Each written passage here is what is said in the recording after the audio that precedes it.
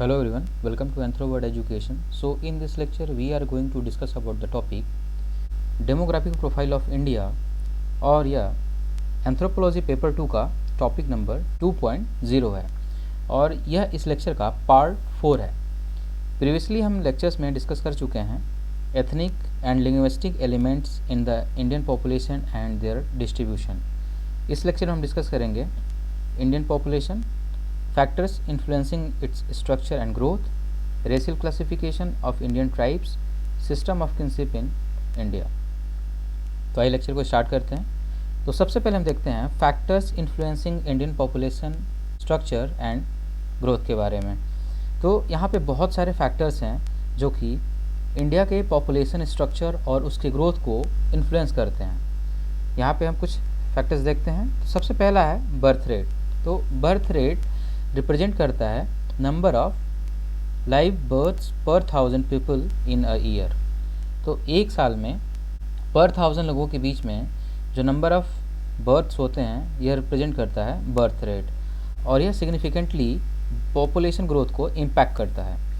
India की बात करें तो बर्थ रेट जो है वो हिस्टोरिकली बहुत ही हाई था, लेकिन जैसे जैसे समय बीता ये धीरे धीरे कम हो रहा है।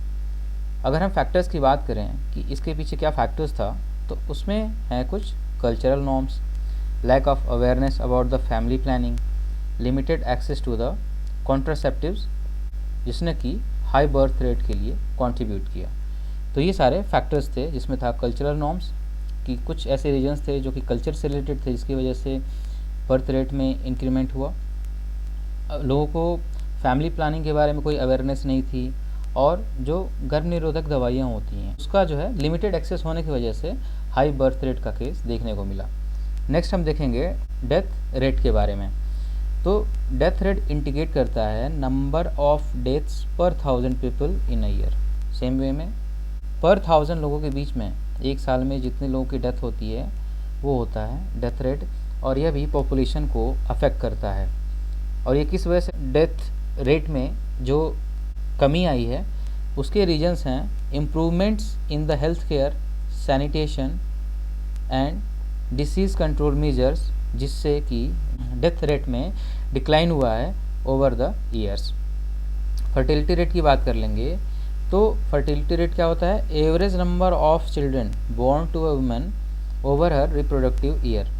किसी भी वुमेन के रिप्रोडक्टिव ईयर में जितने average number of children born होते हैं वो होता है फर्टिलिटी रेट। तो जो हाई फर्टिलिटी रेट होता है स्पेशली रूरल एरिया में या फिर लेस एजुकेटेड पॉपुलेशंस में ये ज़्यादा होता है जिसकी वजह से पॉपुलेशन ग्रोथ होता है। जबकि इंडिया में अभी जो फर्टिलिटी रेट है उसमें हम डिक्लाइन देख सकते हैं क्योंकि अर्बनाइजेशन, एजुकेशन और वुमेन एम्पावरमेंट बढ़ने की वजह से इन चीज़ों में गिरावट देखने को मिली है।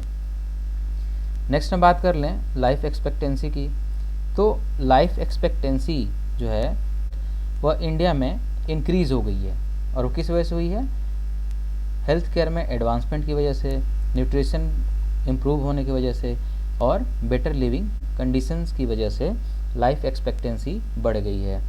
तो जो हायर लाइफ एक्सपेक्टेंसी होती है या पॉपुलेशन ग्रोथ की तरफ ले जाती है जिससे कि जो इंडिविजुअल्स हैं वो उनकी लाइफ बढ़ जाती है और इससे जो है एक लार्जर पॉपुलेशन हमें देखने को मिलता है। माइग्रेशन की बात कर लें तो दो तरह के माइग्रेशंस होते हैं, इंटरनल और इंटरनेशनल, मतलब विद इन इंडिया, और एक जो होता है India with the surroundings other world. तो यह भी एक इम्पॉर्टेंट रोल प्ले करता है पॉपुलेशन स्ट्रक्चर में। इंडिया की बात कर लें तो जो इंटरनल माइग्रेशन है जो कि रूरल से अर्बन एरिया में हो रहा है वह सिग्निफिकेंट है और इसके लिए जो फैक्टर्स हैं वो है better employment opportunities, improved living standards. तो इसकी वजह से लोग रूरल एरिया से अर्बन एरिया में माइग्रेट कर रहे हैं और ये होता है इंटरनल माइग्रेशन। इंटरनेशनल माइग्रेशन की बात कर लें तो ये रिलेटिवली कम है और लेकिन कम होने के बाद भी यह पॉपुलेशन स्ट्रक्चर को अफेक्ट करता है।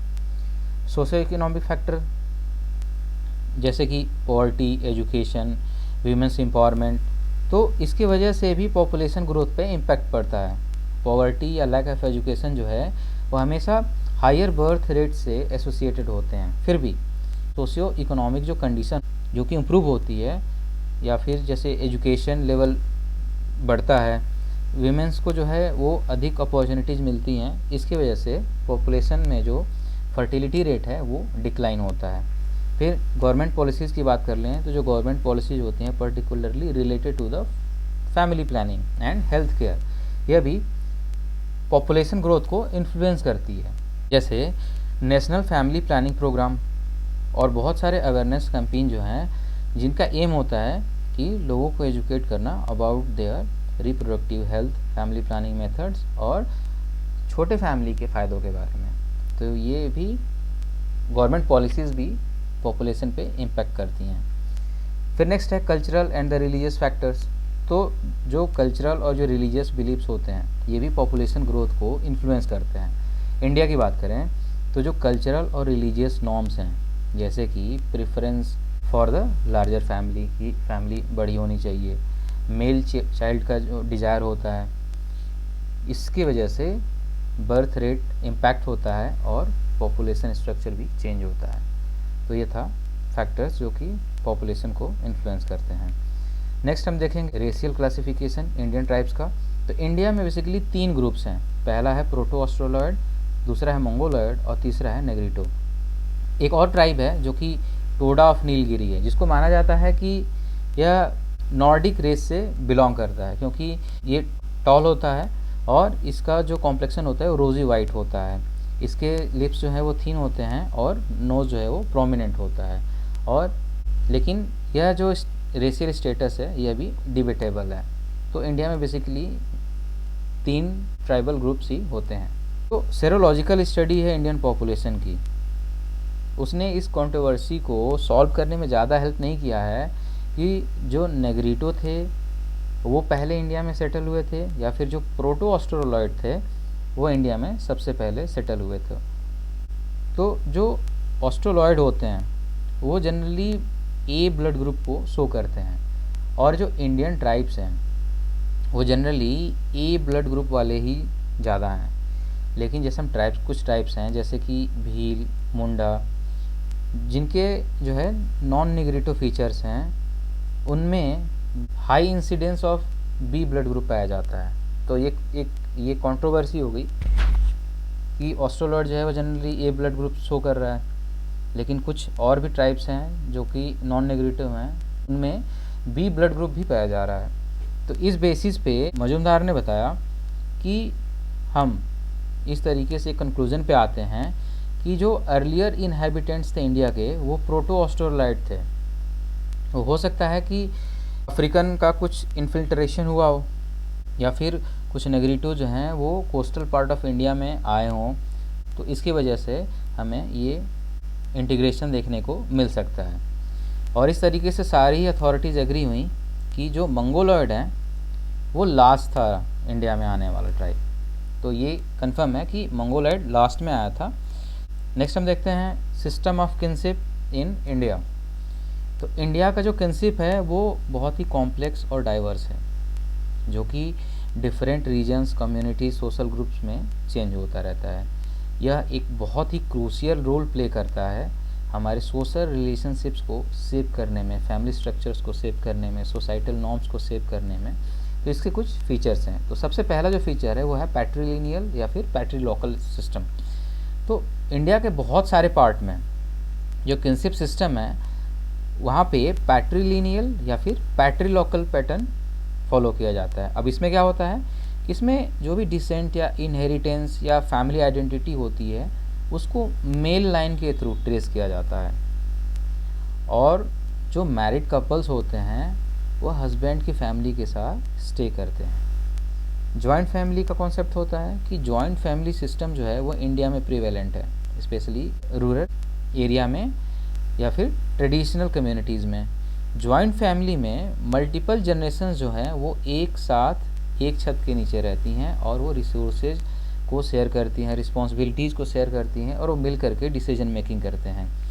इनमें जो एल्डेस्ट मेल मेंबर होता है जो कि सिग्निफिकेंट अथॉरिटी होल्ड करता है और वो फैमिली के वेलफेयर और मैनेजमेंट के लिए रिस्पॉन्सिबल होता है। फिर एक्सटेंडेड फैमिली नेटवर्क होता है। तो इंडियन किनशिप सिस्टम में जो नेटवर्क होता है ये सिर्फ न्यूक्लियर या जॉइंट फैमिली तक ही लिमिटेड नहीं होता है, बल्कि जो एक्सटेंडेड फैमिली नेटवर्क होता है जैसे कि uncles, aunts, cousins, in laws, तो ये सारे भी किनशिप सर्किल के इंटीग्रल पार्ट माने जाते हैं। और ये एक्सटेंडेड रिलेशनशिप जो है वो एक इम्पॉर्टेंट रोल प्ले करता है सोशल सपोर्ट, इकोनॉमिक कोऑपरेशन और कल्चरल प्रैक्टिसेस में। फिर इम्पोर्टेंस ऑफ लीनेज या कास्ट की बात कर लेते हैं।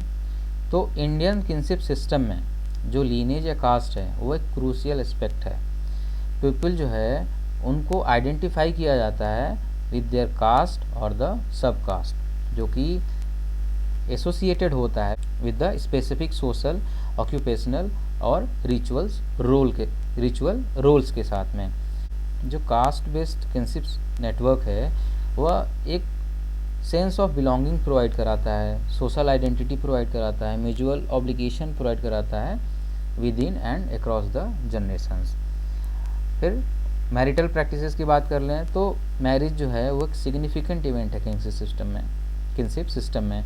ट्रेडिशनली जो अरेंज मैरिज है वहाँ पे पेरेंट्स या एल्डर्स जो है वह सेंट्रल रोल प्ले करते हैं in finding the suitable partners based on the factors. और वो सुटेबल जो फैक्टर्स होते हैं पार्टनर्स के लिए क्या चाहिए, सेम कास्ट का होना चाहिए, सोशल स्टेटस जो होना चाहिए वो सिमिलर होना चाहिए, कंपैटिबिलिटी होनी चाहिए फैमिलीज़ में। तो इसमें एल्डर्स आगे आते हैं। However in the recent times there has been rise in the love marriages and the greater individual choices in the partner selections. तो अभी ये चीज़ें धीरे धीरे चेंज हो रही हैं। अब लव मैरिज का कॉन्सेप्ट आ रहा है, individual choice in the partner selection आ रहा है। फिर रिचुअल्स एंड ऑब्लिगेशंस की बात कर लें तो जो इंडियन किनशिप है वो हमेशा ही रिलीजन या कल्चरल रिचुअल से एसोसिएटेड है। इंडिया में बहुत सारे सेरेमनीज़ या फेस्टिवल्स होते हैं जैसे कि birth rituals, marriage ceremonies, ancestral worship. यहाँ पे किनशिप मिल के पूजा करते हैं और यहाँ पे स्पेसिफिक ऑब्लिगेशंस और रिस्पॉन्सिबिलिटीज़ भी होती हैं towards the different kinship members, जैसे कि providing support during the life event, participating in the religious rituals, assisting in the time of need. इन सारी जगहों पे किनशिप की ज़रूरत पड़ती है। तो आज के लेक्चर में इतना ही। PDF के लिए आप टेलीग्राम पे फॉलो कर सकते हैं। So thank you for watching this video. जय हिंद।